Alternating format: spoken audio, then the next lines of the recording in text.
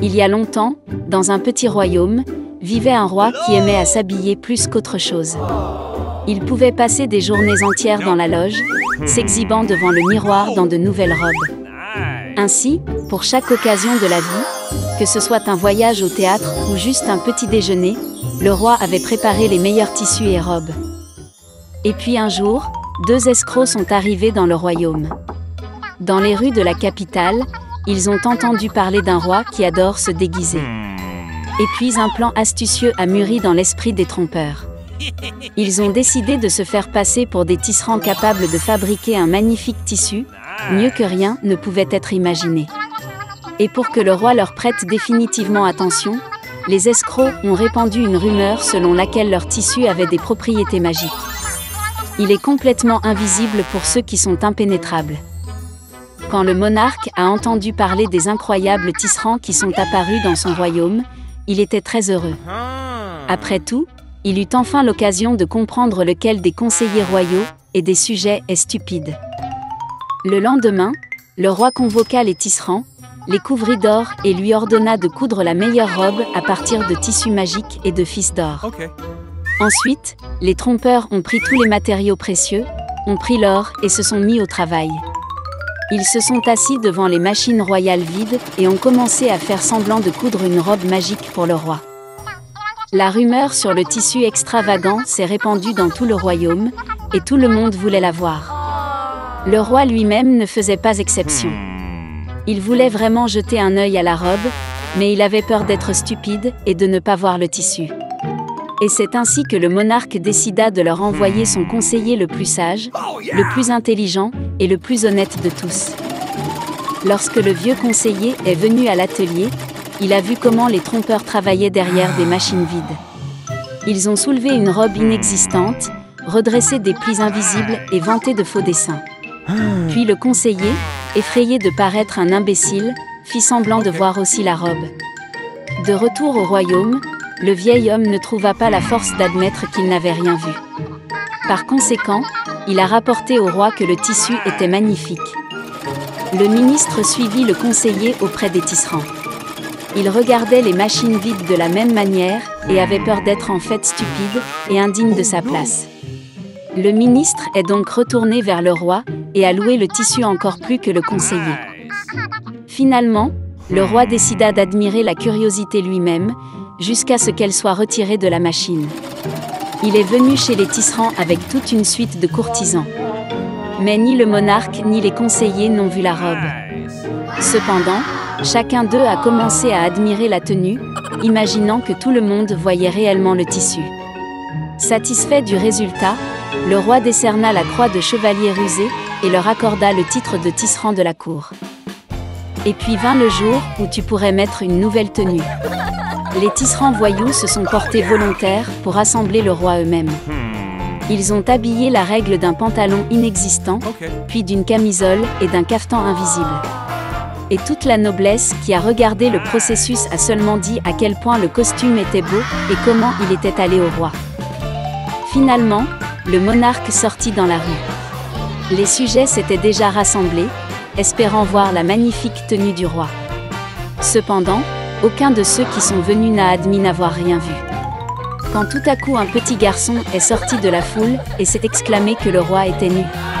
La foule a repris ces mots et tout le monde s'est mis à rire du dirigeant. Le monarque se rendit compte qu'il avait été trompé, mais continua sa marche, comme il sied à un roi. Et sa suite soutenait toujours le manteau, qui en fait n'existait pas. Il y a longtemps, dans un village éloigné, vivait une pauvre fille, Karen, avec sa mère. En été, elle devait marcher pieds nus et en hiver dans des chaussures de bois rugueux, qui lui frottaient terriblement les pieds.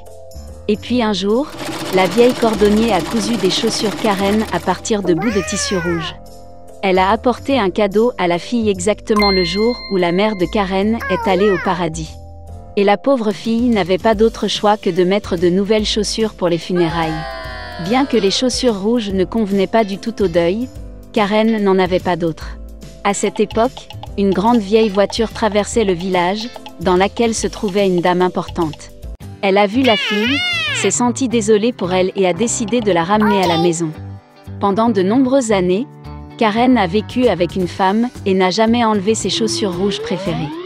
Mais la fille a sensiblement grandi, et il est temps d'acheter ses nouvelles chaussures.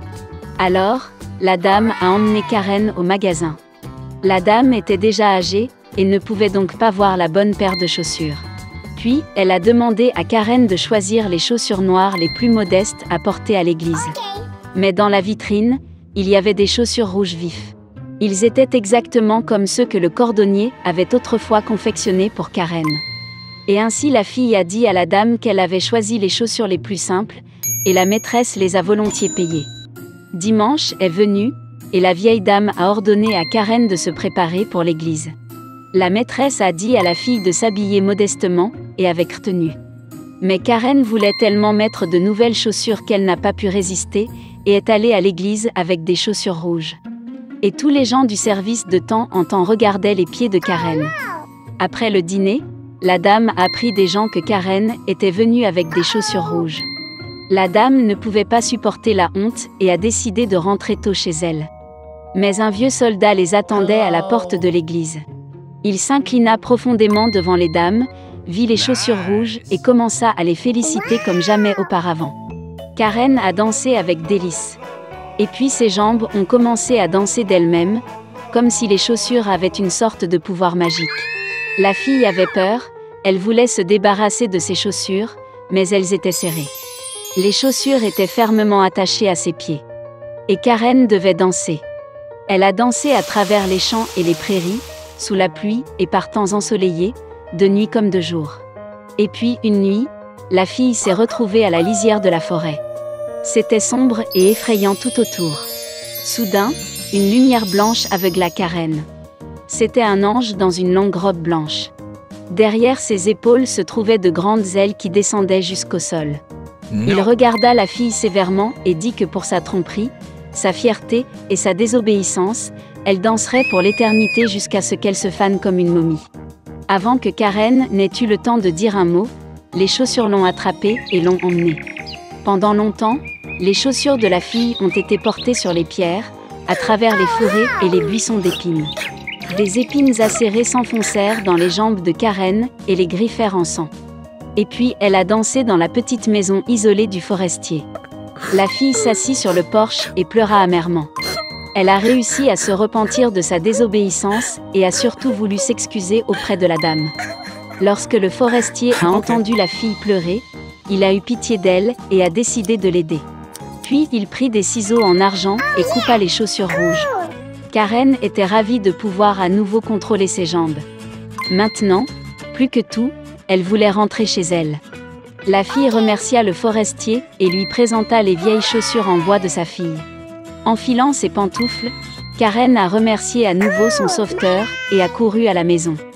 Alors, elle a couru à travers les champs, se frayait un chemin à travers les forêts jour et nuit, jusqu'à ce qu'elle voie les contours de sa maison.